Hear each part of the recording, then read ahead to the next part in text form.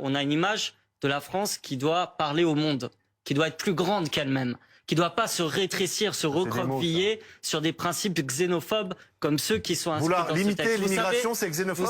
Vouloir limiter l'immigration, c'est xénophobe. Mais limiter l'immigration, en quoi ça va limiter l'immigration? Expliquez-moi en quoi ce texte agit sur les raisons des départs des personnes de chez eux, sur les raisons climatiques, sur les raisons géopolitiques. Aujourd'hui, c'est pas la première. Est-ce qu'il répond à ça? Est-ce qu'il répond à ça? C'est pas la première raison de départ, la raison climatique.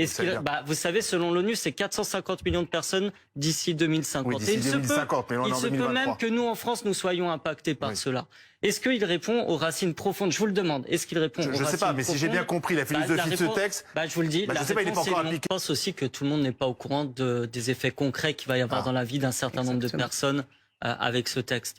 Peut-être avez-vous des enfants, peut-être sont-ils à l'école.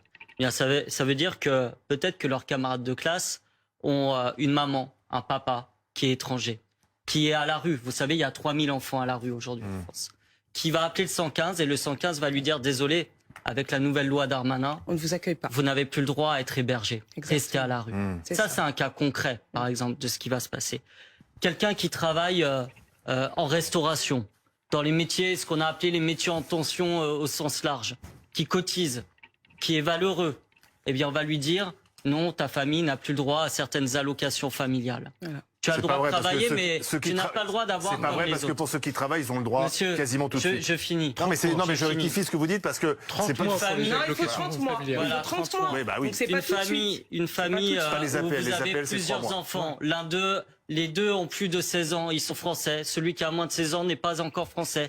Entre 16 et 18 ans, on va lui dire « Montre ta motivation à être français ». Ça, c'est choquant. Entre 16 et 18 ans. C'est choquant de faire une demande. Vous faisiez quoi, vous, à 16 et 18 ans? Vous aviez ces réflexions-là? Vous savez, avant 18 ans, vous êtes un gamin, vous êtes un môme.